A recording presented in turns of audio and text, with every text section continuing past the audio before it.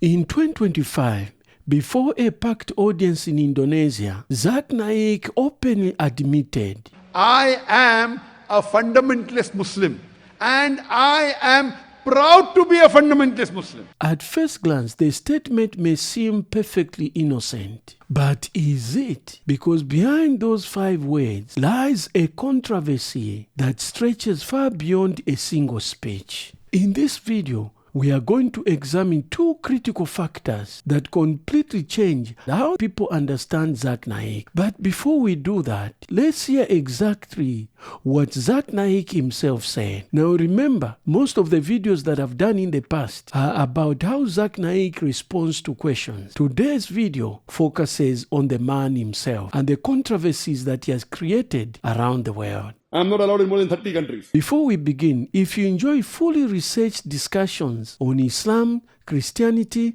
and comparative religion, subscribe and turn on the notification bell so that you never miss any analysis that we do on this channel. This channel is committed to examining claims through evidence rather than emotion. Now let's listen to Zakir Naik in his own words. The media calls the Muslims as fundamentalist. What is the meaning of the word fundamentalist? And very often the Muslims are called as fundamentalists. Fundamentalist by definition means a person who follows the fundamentals of a particular doctrine or a particular philosophy. For example, if a person wants to be a good doctor, he should know, follow, and practice the fundamentals of medicine. Unless he is a fundamentalist in the field of medicine, he cannot be a good doctor. If a person wants to be a good mathematician, he should know, follow, and practice the fundamentals of mathematics. Unless he is a fundamentalist in the field of mathematics, he cannot be a good mathematician. For a person to be a good scientist, he should know, follow, and practice the fundamentals of science. Unless he is a fundamentalist in the field of science, he cannot be a good scientist. You can't paint all fundamentals with the same brush that all are good or all are bad. You cannot call all of them good, all of them bad. Depending in which field is a person a fundamentalist, you have to label him accordingly. For example, if a person is a fundamentalist robber, whose profession is to rob and steal, he is bad for the humanity.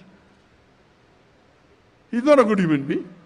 But if you have a fundamentalist doctor whose profession is to save the lives of human beings, and he saved hundreds and thousands of lives, he's a good human being. You can't paint all fundamentalists with the same brush, that all are good or all are bad. Depending in which field the person is a fundamentalist, you have to label him accordingly. As far as I'm concerned, as far as Dr. Zakir Naik is concerned, I am a fundamentalist Muslim. And I am proud to be a fundamentalist Muslim.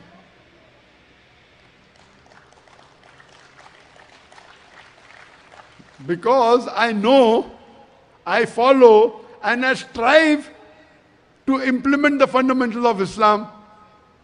And I know that there is not a single fundamental of Islam which is against humanity as a whole. I challenge a single human being to point out a single fundamental of Islam which is against humanity as a whole. There may be certain fundamentals which people may not know the meaning or the background and may think it is bad, like how the critics of Islam say, Islam, jihad is wrong, jihad is wrong. Jihad is good. So if you have a misconception about Islam and then you think it is bad for humanity, it's your problem. But the moment you clarify the reason and explain to them the background, why Quran states that, why Hadith says that, you cannot point out a single fundamental of Islam which is against humanity. Now that we've heard him directly, let's separate emotions from facts. Notice something important. Zakir Naik wasn't saying, I support terrorism. Nor was he saying, I support violence. Instead, he defines the word fundamentalism in a very specific way. According to him, a fundamentalist is simply someone who faithfully follows the fundamentals of a discipline. A good doctor follows fundamentals of medicine. A scientist follows the fundamentals of science. A mathematician follows the fundamentals of mathematics. Therefore, Zakir Naik says, a good Muslim follows the fundamentals of Islam. On this basis, he concludes, I'm a fundamentalist Muslim and I'm proud to be one. Viewed strictly on its own terms, his argument is internally consistent. If that were the only definition, there would hardly be a controversy. But here is the problem. Language doesn't exist inside dictionaries. Words acquire new meaning through history, politics, media, and public experience, which raises a bigger question. Is Zakir Naik using the word fundamentalism the same way the rest of the world uses it? To answer that, we need to understand how the word Islamic fundamentalism came to mean something very different. The word fundamentalism didn't begin as an insult or a swear word. Historically, it simply refers to someone who is committed to the fundamentals of a religion. Christians used the expression. Jews used similar concepts. Muslims likewise spoke about returning to the fundamentals of Islam. But history changed the way the world heard that word, especially after the events of the Iranian Revolution, the rise of Al-Qaeda, the September 11 attacks, ISIS, Boko Haram, Al-Shabaab, and other violent extremist movements. Gradually, the word Islamic fundamentalism acquired a new meaning in journalism and political discourse. But today, when people hear the expression Islamic fundamentalism, they immediately think about radicalization, violence, extremism, political Islam,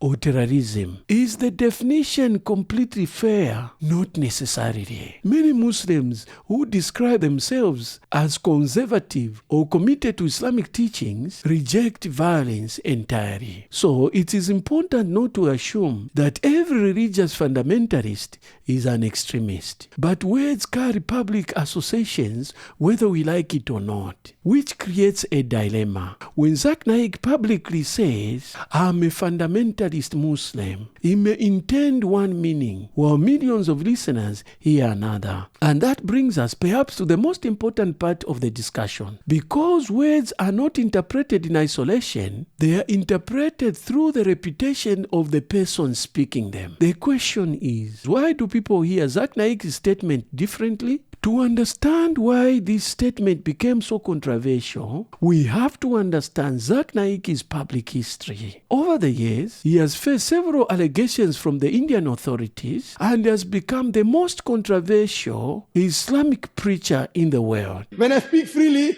they don't want me to enter the country. You know that? I'm not allowed in more than 30 countries. Because I speak the truth. Rather than summarizing those allegations, I want you to hear from established news organizations that have reported them. Watch this. Naik hit the headlines with his hate speeches. You remember the Dhaka cafe attack? The one that killed 22 people? One of the accused said that he was inspired by Naik's speeches. Many who were tracking Zakir's activities were not surprised. Here is a man who has time and again been red flagged for instigating Muslim youths. Zakir Naik's charged speeches are broadcast in a channel called Peace TV. This channel, owing to obnoxious content, is banned in a number of countries, including India, Bangladesh, the UK, Canada. And soon after the Dhaka attack, India's counter-terrorism agency had filed a complaint against Zakir Naik. Well, this is latest coming in on the controversial Islamic preacher. Sources in the central and the state counter-terrorism units, which have been closely monitoring Dr. Naik and the influence of his speeches on youth, say that Ayaz Sultan, the leader of the Islamic State module in Malwani, who reportedly sneaked out of the country to reach Syria, was influenced by Naik's speeches. In fact, agencies believe that the stint where Ayaz used to work with Islamic Research Foundation is when he started to garner radical views. Agencies also believe many Indian mujahideen who now have joined ISIS seems to be influenced by Dr. Zakir Naik? Zakir Naik is very popular in Bangladesh. You know, many young people are inspired by Zakir Naik. They are becoming fundamentalists. And, you know, 2 of the Dhaka terrorists were inspired by Zakir Naik. Those reports explain why Zakir Naik's words attract far more scrutiny than they otherwise might. Now, it is important to distinguish between allegations, legal proceedings, and proven criminal convictions. Different jurisdictions have taken different actions, and Zakir Naik has consistently denied wrongdoing. As to the reason why he hasn't gone back to India to face those allegations, only him can answer. Regardless of where one stands on these matters, public perception is shaped not only by what a man speaks, but also by the controversies that surround him. So when someone with a public profile declares, "I'm a fundamentalist Muslim," many listeners inevitably interpret those words through the lens of those controversies rather than through the dictionary definition he offers. Whether that interpretation is justified is something each viewer must decide after considering all the available facts. So, did Zakir Naik admit to being an Islamic fundamentalist? The answer depends on which definition of fundamentalism you are using. By his own definition, absolutely. He openly embraced the label because he understands it to mean someone who follows the fundamentals of the Islamic faith. But in modern public discourse, particularly after decades of global terrorism and extremist movements, the expression carries meaning far beyond its original dictionary definition. But the controversy goes even deeper. Dr. Zakir Naik has consistently argued that Islamic terrorism is a concept manufactured by the Western media. Brother, I've given the talk on is terrorism Muslim monopoly. This is what the media says. This is what the media says. If you go to the website of the American, how many attacks have they done? How many people have they killed? If you compare with the non-Muslim organization, have you heard of IRA? Whether one agrees with that statement or not, it's impossible to ignore how allegations against him in his own country have influenced the way millions of people interpret everything he says, including the statement. In addition, Zakir Naik has publicly stated that he does not know any ISIS. If you ask me what is the difference between me and ISIS, I don't know what is ISIS. I personally don't know who is ISIS. And in one session, he rebuked one Muslim questioner that Muslims are partly to blame. If you had seen my video before, you'd have never asked this question. I tell the people, why you are repeating in the Muslim media? Why is the Muslim man coming in the microphone? Millions are hearing all over the world that ISIS is killing innocent people. Who's to blame you? And people may ask, as I mentioned earlier, if he's innocent, why run away for almost a decade? That is why his statement that I'm a fundamentalist Muslim and I'm proud to be one continues to generate debate. It is important to note that words matter. Context matters, reputation matters, and when all three collide, a single sentence can mean different things to different audiences.